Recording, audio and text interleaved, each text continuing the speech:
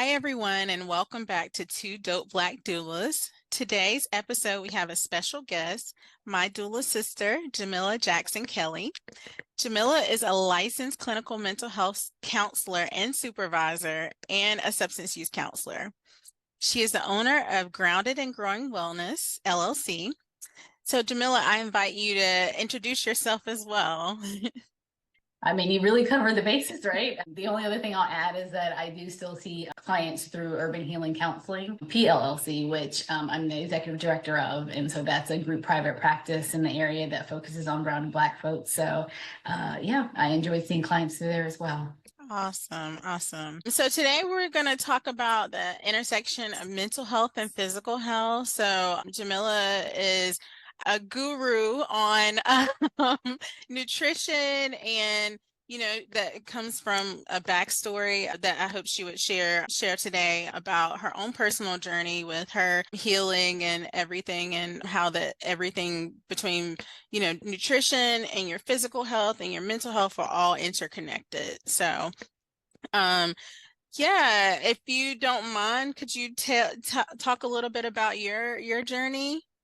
Sure, gladly. So if we go back maybe about 4 years, and the height of the pandemic, right, September 2020, I was diagnosed with rheumatoid arthritis. And so a little bit of backstory, my mother has had severe rheumatoid arthritis since before I was born. So it's something I've seen up close. I've seen her journey. I've seen the medications. I've seen, just all the things. I remember being very little and people kind of staring at her, like in her hands, like she was a monster. Like I remember being very enraged when I was a small child, just because of how it presented on her. I also was like starting the car for her when I was 5 years old, like in kindergarten, because she couldn't maneuver things. So I'm very familiar with what that looks like. So when I got this diagnosis, I was really, I don't know, I can't say I wasn't caught off guard, because I felt like it somewhere was going to be in my future, but I still was not prepared. And I just didn't want it, right? Like part of me wanted to put my head in the sand, and I was like, oh, like is this really my fate? And so when I look back, it was really, I think, kind of a perfect storm of things between the pandemic and all the extra stress that was going on. I was working a very stressful job, even though I was working from home and I was fortunate to have benefits and all the things. It was still a lot of stress. And then we were trying to move and find a new house, right? Because the housing market was looking great and everyone was at home and stuck in the house. Like, we're like, oh, let's go find another house. So a lot of stress, then the hereditary factors. And in the end, this is kind of what it manifested as. I noticed it kind of in my finger and one of my joints. And it was just this nagging feeling like I needed to pop my knuckle, but it wouldn't pop. And I was already doing physical therapy for a knee thing. And I asked the people kind of like, you think this might be arthritis? Like, I don't know, like I have this family history. And so they're like, oh, you should see somebody. So I kind of scheduled myself actually with the rheumatologist.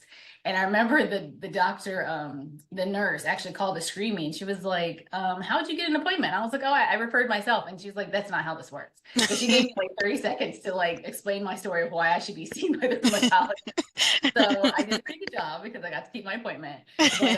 But right away, they put me on all sorts of medications that were really serious and had side effects. I think I started with Plaquenil, which is also called hydroxychloroquine. And back at this time, Trump was telling people that that this was a way to prevent COVID. Right. And so I actually had a hard time finding it. Yep. Right. And so I was like, thanks a lot. For people who actually needed it like me, it took me a couple extra weeks just to get pre-authorization and for them to really verify with doctors, like, oh, she really needs it. Yeah. So that was the first medicine they put me on. And that actually has a side effect where it can build up in the behind your eyes. And so I had to start going to an eye specialist like every 6 months to like have this special test done where you put your face in a globe and like look at things, because the deposits can be really damaging to your eyes and they have to watch that. So I was like, geez, like that's something I didn't anticipate. And so I was on that for a while. The symptoms weren't really getting that much better. And because I think stress was increasing, I was noticing like light sensitivity that was really scary. Like, so, I mean, the summer of 2021 was not fun for me. I remember being fully clothed everywhere I went, and we're still looking at houses. I'm going to house showings. I got like umbrellas to shield myself, because when the sun hit my skin, it actually like kind of burned and it would cause rashes, and it was painful. And I hated that. And so that was kind of a sad summer for me, because here in North Carolina, of course, we have bright sunshine right out there, like hot girl summer, but it was not such for me that summer. And so then they ended up putting me on another medicine, methotrexate, that is actually an old school chemo drug. And I was familiar with this one because my mother was on it for like 2 decades. And I remember she'd Mm, take it once a week on Sunday with dinner. It was a whole bunch of little pills, and it just felt intimidating. Like I'd have to take like 8 at a time. And I was like, why mm, can't this just be one big pill? But they're like these tiny pills, and I have to like double count and count again. And then I would take them all. And that medicine affects your kidney and liver. And so I would have to get those checked every 6 months with blood work, and then I have to see the doctor again. So it was like adding appointments, adding all these extra things.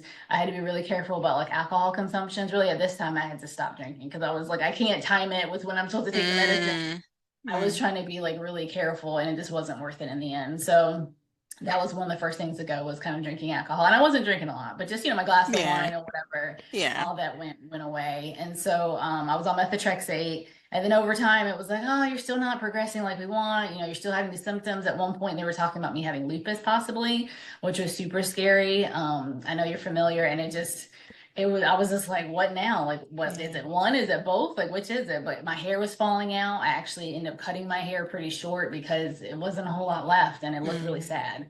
So I'm mm. happy to say that it's grown back now, but this was pre what it looked like, but it was short, it was stringy, it was just not much going on.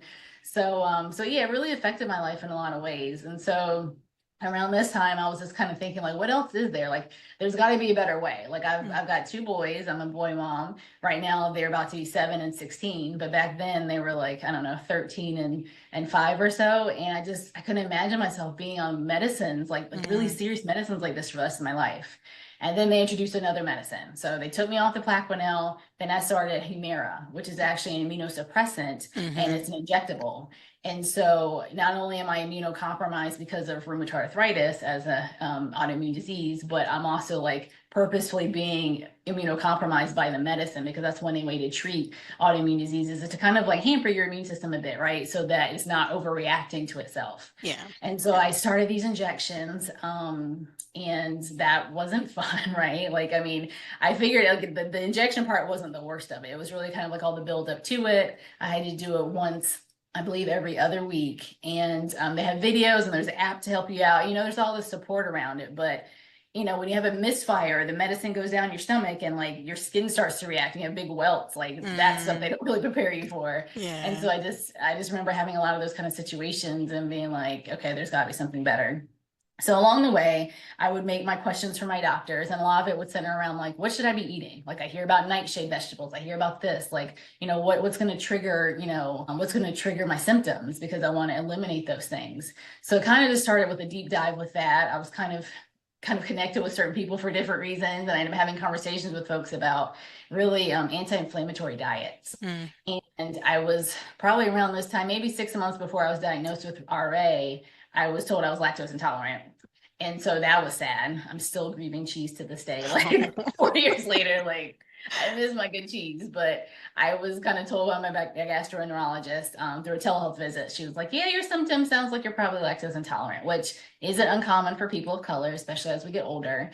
And so, it was like, all right. So as I'm learning about anti-inflammatory diets, I'm learning that dairy is really inflammatory. So it's kind of like, okay, mm, good riddance. Like, there's a reason why I shouldn't be taking that in. But then just looking at other kinds of meats and animal products, and I've never really eaten pork. I was born into a Muslim family, so pork was never in my diet really. But I like me a good steak. I liked my good red meat.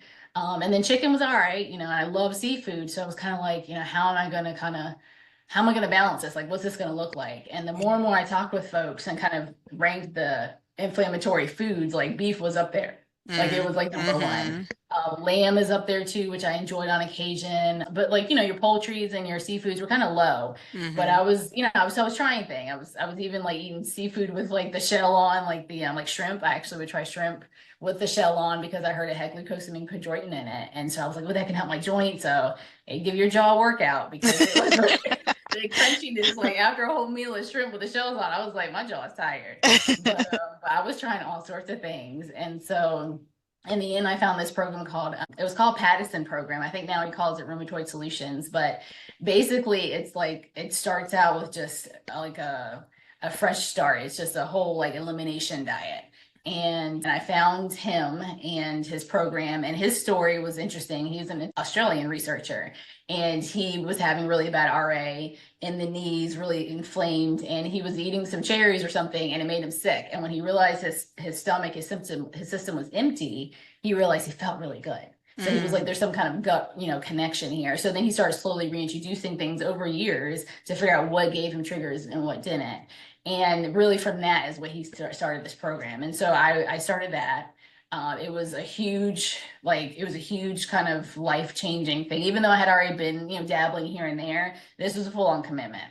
So I remember it was like after Mother's Day of that year, probably Mother's Day of 22, because we had like a fancy Mother's Day brunch at like the clubhouse where I live, and that was kind of like my last supper. Like that was the last time I ate all the conventional foods, because that weekend, the following weekend, was when I just went cold turkey with it all. So the first 3 days were raw, lots of leafy green vegetables, and the idea is that he's linking it to leaky gut syndrome. And so the idea is that leaky gut syndrome, there's certain things like permeating the bowel, and those things are like kind of leading to your joints, and it's causing the inflammatory symptoms and all of that. And so I just went all in. So with the leafy greens, you're healing the gut, you're healing the colon, so that eventually things won't permeate it, and then you can kind of resume what you want to eat, whatever level.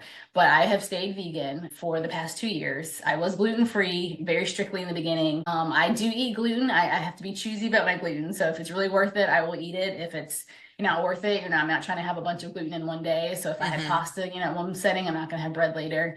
But I really just very mindful. So in all, I'm really just doing very mindful eating. I'm still vegan, and just focusing on, getting the things that my body needs, because I had to look at medicine as food is my medicine, because I didn't want to be on those medicines anymore. So I am happy to report that I was able to get off the Humira. I haven't been on it since June of 2023. So when my doctor saw me, he was kind of like, oh, there's no evidence of inflammatory markers in your blood work. There's no, like your bones, your joints look good in the x-rays. So he was like, I think we can maybe take you off the Humira. And I was like, maybe. I was like, this was my goal. Like I told you this a year ago. And he was like, oh, slow down. I was like, oh no, you're telling me once, you don't have to say it again. I'm ready to get off. So I was like, where can I give these extra pins to? I had 2 in my refrigerator. I was like, I'm ready to donate to somebody else. So I took them to his office, and I haven't been back. So I'm very happy to report I've been able to get off all the medicines. I have not been taking any kind of immunosuppressants, any kind of rheumatological drugs in over a year and a half. Yeah, and I remember when we first connected and we met, and I was drawn to you and your story because like you said in the beginning, I too have lupus. So I experience a lot of those like joint pain and that sort of thing. And I'm also on Plaquenil or hydroxychloroquine as well. I did not have any issues during the pandemic, thank goodness, finding my medication. But I do remember him saying, like, president at the time saying, yeah, if you take that, it'll cure COVID, and people rushing out, and there were reports that, there were low supply on Plaquenil. Like you said, like I take this medicine on a daily basis. Like, why would you do that? But, I remember, hearing you talk about how, you were able to like kind of reverse your symptoms with using food as your medicine. And I, I'm on my own journey because I too like a little steak and a little lamb. So I'm still trying to figure out what works best for me. But in my journey of discovering I had lupus, my symptoms didn't start until after I had my son in 2013. That's when I noticed like I was having joint pain from picking him up, and I was like, why is my hand and my wrist hurting? Like, that's not normal. Like, and I have a family history of lupus. So, my mom, having conversation with my mom, she was like, you might want to go to the doctor, go see a rheumatologist because, it might be related to lupus or whatever. And I've been on Plaquenil since then. Like you said, I have to go to see the certain doctor or eye specialist to have those tests done to make sure that the Plaquenil isn't building up or whatever. But I remember after meeting you and hearing how you were able to turn things around, I was like, oh, I need to get like her.